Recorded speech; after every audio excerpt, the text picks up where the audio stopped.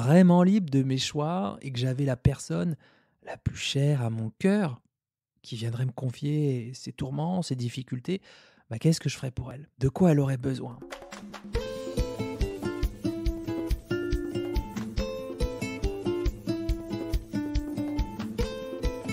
Hello, c'est Charles Brumeau, diététicien. Bienvenue à Dans la Poire Express, le petit frère de Dans la Poire, le podcast pour mieux manger. Merci à toutes et à tous d'avoir accueilli avec beaucoup de douceur, de tendresse l'épisode précédent, cette guidance hypnotique pour choisir, semer, arroser, récolter les graines de votre vie.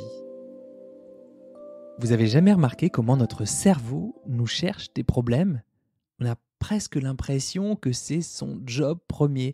Quand on se regarde dans la glace, quand on se compare entre nous, qu'on juge nos performances sportives, intellectuelles, ou alors notre corps, un peu trop comme ci, un peu trop comme ça.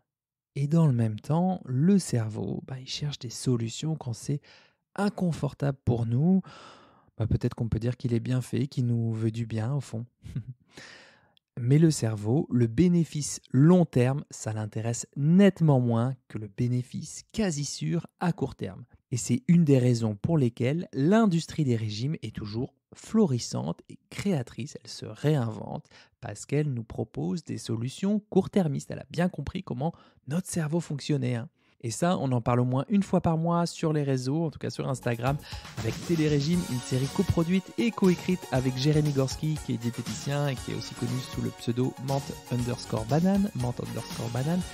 Et le discours de l'industrie des régimes, ça équivaut à je me fiche de savoir si vous avez un problème de poids, donc de santé, ou avec votre poids, donc c'est-à-dire de relation avec votre poids. C'est je vous gaffe de solutions minceur. Et effectivement, ça a pour effet de diminuer votre inconfort. On vous fait croire que cette solution est la seule pour votre problème de poids.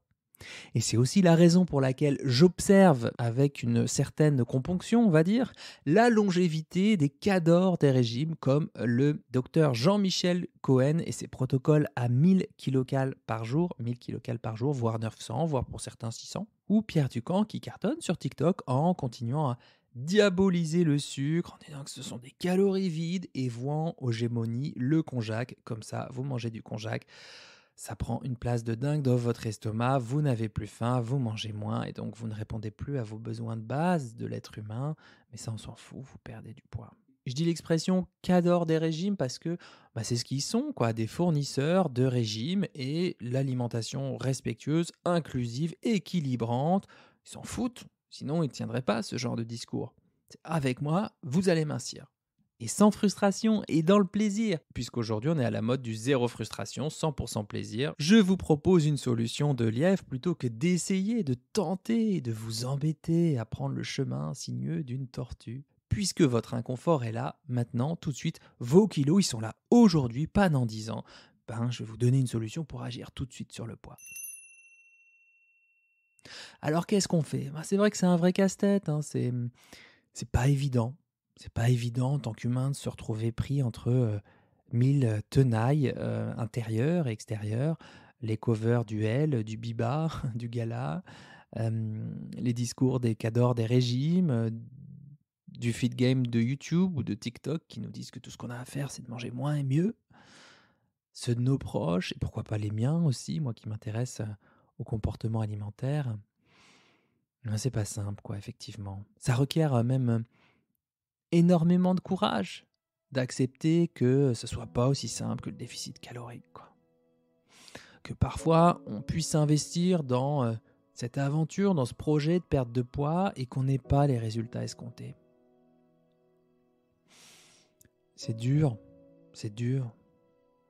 C'est très difficile à vivre, ça impacte énormément de sphères de la vie, Il n'y a pas que la pratique sportive et l'image dans le miroir, il y a aussi comment on rentre dans nos fringues.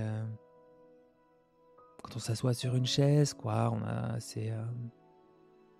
on s'assoit sur une chaise, on a cette peau qui touche les cuisses, qui est très inconfortable.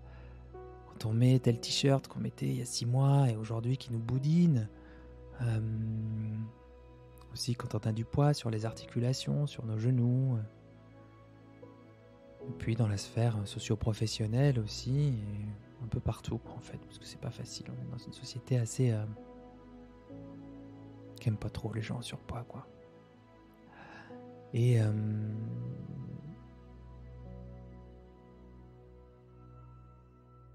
ben, quand je dis c'est difficile à vivre, je pense que c'est important de prendre le temps de le valider dans notre cœur, quoi, de prendre le temps de se le dire, quoi. Ouais, c'est difficile pour moi, c'est difficile pour moi, c'est pas facile cette affaire.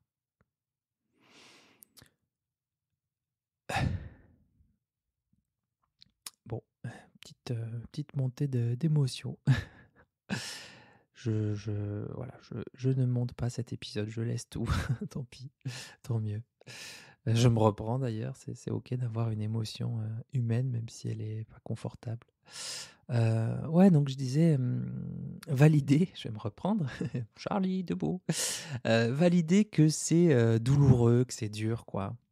Et peut-être ensuite, dans ce panel de solutions proposées, quelles sont celles qui me permettent de prendre vraiment soin de moi, des besoins de mon corps, de tous les besoins de mon corps. Est-ce que j'ai fait le tour déjà de tous les besoins de mon corps, quoi? Les besoins de mon corps, ils sont pas simplement énergétiques et caloriques, quoi. Ils sont micronutritionnels, ils sont dans la vue de mon assiette, dans la satisfaction gustative. J'ai des valeurs un petit peu écolo. Qu'est-ce que je fais pour faire vivre mes valeurs écolo dans l'assiette, quoi? C'est aussi ça les besoins.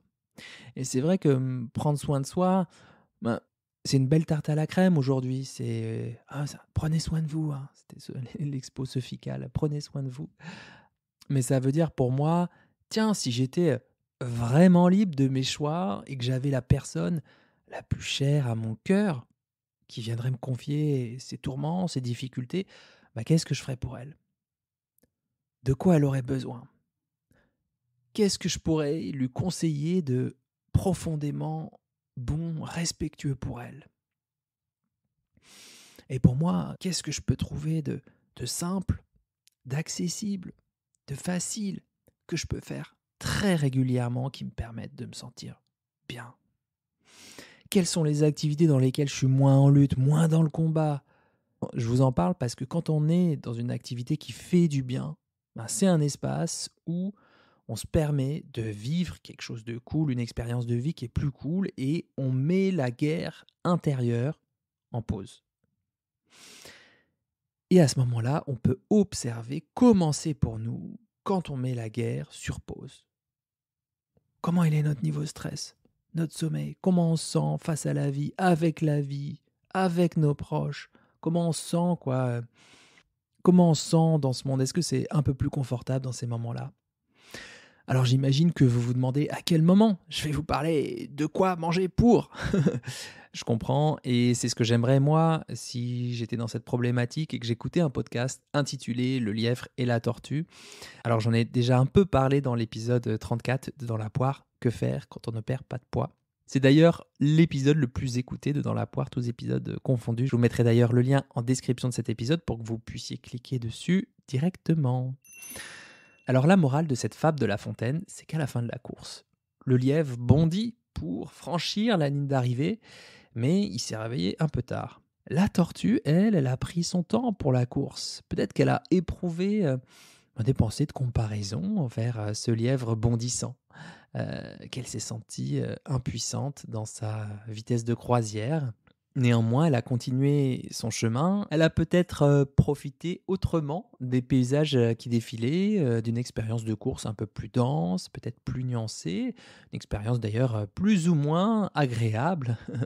Et vous connaissez la fin de cette fable avec la tortue qui franchit la ligne d'arrivée, juste avant le lièvre. Alors je me rends compte que cet épisode, il n'est pas du tout express pratico-pratique comme à la promesse de départ de Dans la poire express, mais il est aussi sincère que tous les autres, et je l'ai enregistré samedi après-midi d'une traite, bien en retard sur le planning de publication, parce que j'avais fait une petite erreur vendredi, que je m'en suis voulu, et que j'ai observé, que je m'en étais voulu, et finalement j'ai quand même fait une bonne nuit de sommeil, et merci beaucoup pour vos petits mots sur Instagram, parce que ça m'a fait du bien. Ça m'a permis de baisser un peu le stress sur il faut que je publie ce soir, il faut que, voilà, alors que j'en pouvais plus, j'avais juste besoin de dormir. Merci. Alors j'espère qu'il y aura une phrase une image qui vous aura parlé et que vous pourrez emporter avec vous dans votre petite besace d'être humain qui traverse la vie à l'époque de cette société moderne. Est-ce que j'ai besoin de rappeler que Dans la poire est un podcast gratuit et que vous pouvez me soutenir tout aussi gratuitement, soit en mettant des étoiles sur Apple Podcast ou Spotify et peut-être me dire en commentaire sur Apple Podcast qu'est-ce qui fait que ça a de la prise sur vous, ces propositions de régime quotidienne là, qu'est-ce que ça vous fait à vous au fond? N'hésitez pas à partager cet épisode s'il vous a parlé ou s'il peut aider quelqu'un qui est en lutte avec son alimentation. Moi, je suis ravi de vous retrouver ici très régulièrement. Vous, les fidèles de Dans la poire, ça fait plus de 2 ans qu'on est là. Et à chaque fois que j'enregistre ce podcast, j'ai toujours une pensée pour Eli Kaku, le comique de mon enfance. Et j'aime aussi revenir au podcast parce que c'est le temps long. Et je trouve ça super important de recréer des espaces de temps long, le temps que je peux étirer pendant des dizaines de minutes pour dire ce que j'ai à dire, mettre de la nuance, me rapprocher au plus près de ce à quoi ressemble cet étrange club des humains, cette espèce unique et singulière qui tente des trucs qu'elle sait pas toujours expliquer. Et puis, dans la poire, c'est assez complémentaire des vidéos piquantes que je peux faire sur Instagram ou sur TikTok. Vous pouvez me suivre d'ailleurs sur Instagram, @CharlesBrumeau, et sur TikTok, @le-TikTok-Nutri, @le-TikTok-Nutri, tout attaché. Oui, je fais pas que faire rire, j'aime aussi vous faire réfléchir. Oh là là, j'ai l'impression de me transformer en Romy Schneider là, dans le film L'important c'est d'aimer d'Andrzej Zulawski en 75, je crois. Non, je suis une comédienne, vous savez, je sais La faire. scène où elle demande au photographe de ne pas prendre de photos, elle est en pleurs, elle a un regard extrêmement intense et elle dit qu'elle est comédienne et qu'elle sait faire autre chose. Bref, moi, Instagram et TikTok, ce sont des formats courts où j'essaye quand même de mettre le max de nuances, mais ici, dans le podcast, je laisse libre cours à tout ce qui me vient en tête et je ne suis pas contraint par le format et on a le temps d'explorer ensemble les choses et ça, c'est vraiment cool. Donc, merci encore de votre présence, de votre soutien. Je vous souhaite un bon appétit de vivre et à très vite pour un nouvel épisode de Dans la poire.